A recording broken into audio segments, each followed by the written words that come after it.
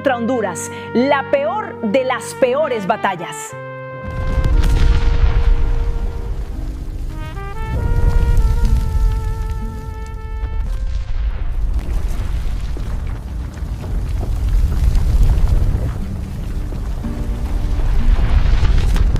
Las 100 horas de El Salvador contra Honduras, la peor de las peores batallas. Hoy los desplazamos hasta Ocotepeque, Honduras, muy cerca de la frontera del país de El Salvador. Aquí, exactamente aquí, fue donde se llevó a cabo la famosa Guerra de las 100 horas, una de las batallas más comentadas, más polémicas y más temidas de toda Centroamérica. Una batalla que fue tan épica, tan impactante, que hasta el día de hoy los ancianos, los abuelos y los bisabuelos, tanto de Honduras como de El Salvador, Guatemala, México e incluso personas en Estados Unidos, muchos de ellos todavía sienten un nudo en la garganta al recordar esos días. Algunos incluso temen hablar de lo que vivieron. Pero hoy te voy a contar una parte y te recomiendo estar en un lugar seguro, porque lo que viene te va a poner la piel de gallina. Hace más de 55 años, a finales de los 60, rumbo al año 1970, El Salvador estaba en una pobreza extrema. No había rumbo, no había estabilidad, no había esperanza. La economía estaba quebrada, el campo abandonado, la gente desesperada. Para que me entiendas mejor, era un país que literalmente no tenía un liderazgo firme, no tenía una visión clara. Y muchas personas poderosas explotaban al pueblo sin darles ni siquiera lo básico para sobrevivir.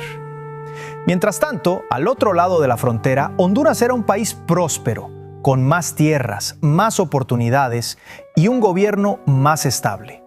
Así que poco a poco, miles de salvadoreños comenzaron a emigrar hacia Honduras buscando una vida mejor. Al inicio era migración normal, pero con el tiempo se volvió masiva, tanto que Honduras empezó a sentir que su territorio estaba siendo ocupado y que ya no tenían control sobre sus propias tierras. Y aquí empezó la primera chispa de esta historia. Las tensiones crecieron, crecieron y crecieron. Honduras empezó reformas agrarias para ordenar su territorio y eso afectó directamente a miles de salvadoreños que ya vivían ahí. Eso generó pleitos, enojo, resentimiento y una sensación de que algo grande y malo estaba por pasar. La situación estalló después de algo que, aunque no lo creas, fue un simple partido de fútbol. Sí, así como lo escuchas. Un partido de fútbol clasificatorio para el Mundial de México 1970. La rivalidad se salió de control. Hubo peleas entre jugadores, entre aficionados, disturbios en ambos países, acusaciones, insultos, amenazas. Y esa fue la gota que derramó el vaso para el pueblo hondureño. Ahí comenzó el desastre. La tensión reventó y se desató una de las guerras más cortas, pero más intensas que ha vivido Centroamérica. La Guerra de las 100 horas. Ambos países se lanzaron ataques, se intimidaron mutuamente. Hubo confrontaciones, movimientos de tropas, conflictos en zonas fronterizas y un nivel de tensión que dejó a miles de familias completamente aterradas en ambos lados.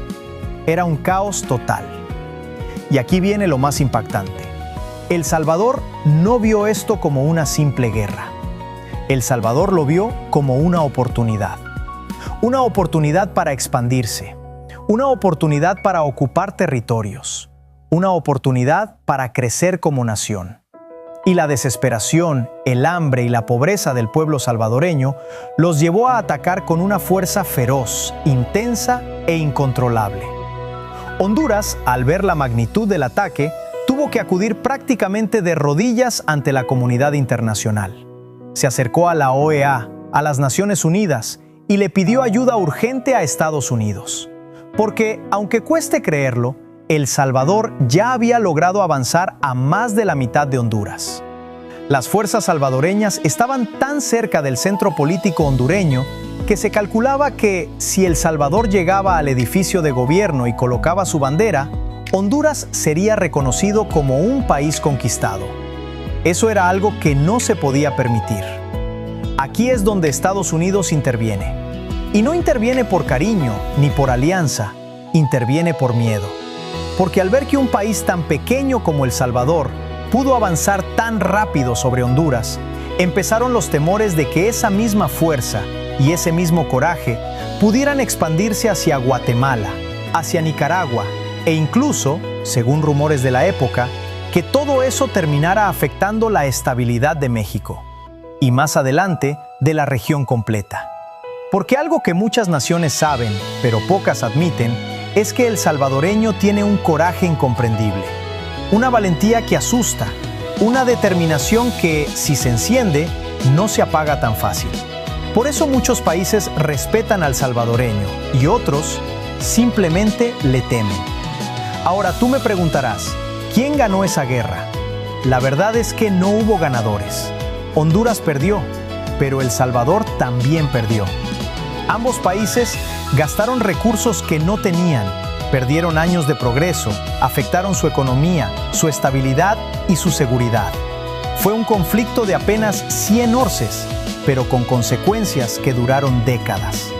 Dime tú, ¿ya conocías esta historia?